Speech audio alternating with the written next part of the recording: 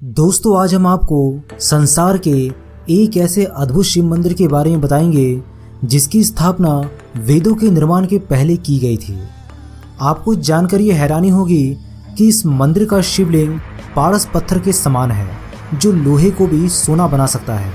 ये मंदिर और यहाँ स्थापित शिवलिंग इतना रहस्यमय है जिसके बारे में सुनकर आप आश्चर्यचकित हो जाएंगे। दुनिया के सबसे रहस्यमय पशुपतिनाथ मंदिर के अनसुलझे रहस्यों के बारे में, जिसे आज तक विज्ञान जगत भी नहीं समझ पाया। तो चलिए इस वीडियो की शुरुआत कर लेते हैं। नेपाल का पशुपतिनाथ मंदिर, जिसके विषय में ये माना जाता है कि आज भी इसमें भगवान शिव की मौजूदगी है। पशुपतिनाथ मंदिर को भगवान शिव के 12 ज्योतिर्लिंगों में से एक केदारनाथ मंदिर का आधा भाग माना जाता है। पशुपतिनाथ मंदिर नेपाल की राजधानी काठमांडू से करीबन 3.1 किलोमीटर उत्तर पश्चिम देवपाटन गांव में बागमती नदी के तट पर स्थित है।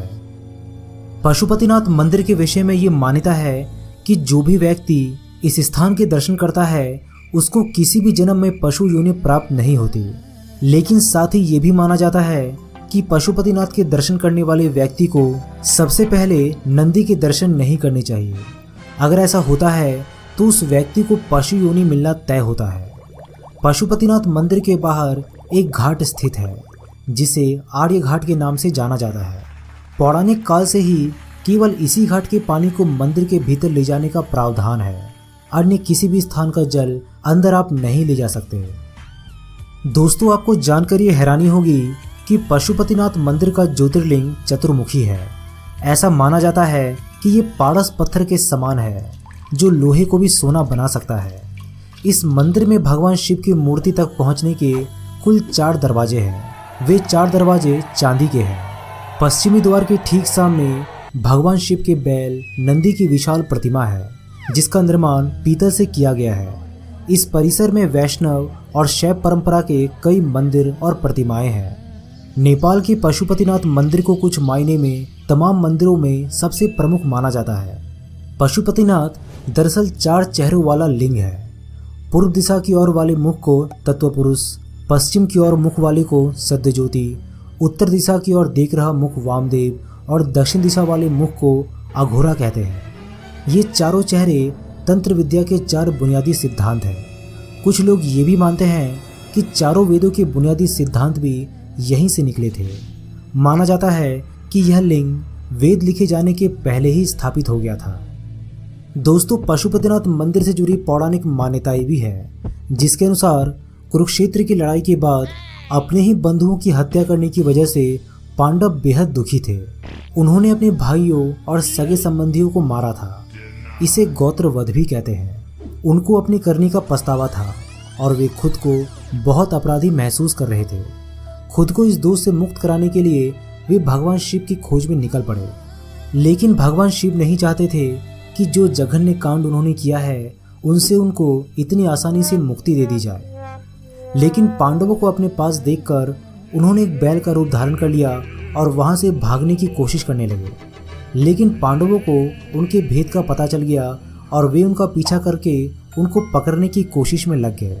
इस भागादौड़ी के दौरान शिव जमीन में लुप्त हो गए और जब वह पुनः अवतरित हुए तो उनके शरीर के टुकड़े अलग अलग जगहों पर बिखर गए। नेपाल के पशुपतिनाथ में उनका मस्तक गिरा था और तभी से इस मंदिर को तमाम मंदिरों में सबसे खास माना जाने लगा। केदारनाथ में बैल का कुबर गिरा था। बैल के आगे की 2 टांगे तुंगनाथ में गिरी। ये जगह केदार के रास्ते में ही पड़ता है। बैल का नाभि वाला हिस्सा हिमालय के भारतीय इलाके में गिरा। इस जगह को मध्य महेश्वर कहा जाता है। ये एक बहुत ही शक्तिशाली मणिपूरक लिंग है। बैल के सिंग जहाँ गिरे उस जगह को कल्पनाथ कहते हैं। इस तरह उनके शरीर के अलग अलग टुकड़े अलग अलग जगहों पर मिले। उनके शरीर के टुकड़ों के इस तरह बिखेरने का वर्णन कहीं न कहीं 7 चक्रों से जुड़ा हुआ है। पशुपतिनाथ 2 शरीरों का सिर है। एक शरीर दक्षिणी दिशा में हिमालय के भारतीय हिस्से की ओर है, दूसरा हिस्सा पश्चिमी दिशा की ओर है। दोस्तों, पशुपतिनाथ मंदिर से करीबन 13 किलोमीटर दूर भक्तपुर है। यहाँ अवशेषों से आपको जानने को मिलेगा कि कभी पूर्वी संस्कृति कैसी होती थी। भक्तपुर एक ऐसा शहर है जिसे इस तरह से तैयार किया गया था कि यहाँ आने वाले को हर कदम पर ईश्वरीय शक्ति का आभास हो। भक्तपुर का मतलब ही यही है। तभी तो यहाँ पर हर पड़ाव पर वास्तव में एक मंदिर है। यहाँ पानी पीने की जगह भी एक मंदिर है, साफ सफाई की जगह भी एक मंदिर है और यहाँ तक कि बातें करने की जगह भी एक मंदिर ही है। दोस्तों, अगर आपने कभी पशुपतिनाथ मंदिर के दर्शन किए हैं तो इससे जुड़ी सभी अनुभव हमसे जरूर शेयर कीजिएगा। अगर आप जगन्नाथपुरी के 10 रहस्यों के बारे में जानना चाहते हैं जिसे विज्ञान जगत भी नहीं समझ पाया, तो ऊपर दिए गए आई बटन पर क्लिक करके उस वीडियो को जरूर देखिएगा। मैं हूं आपका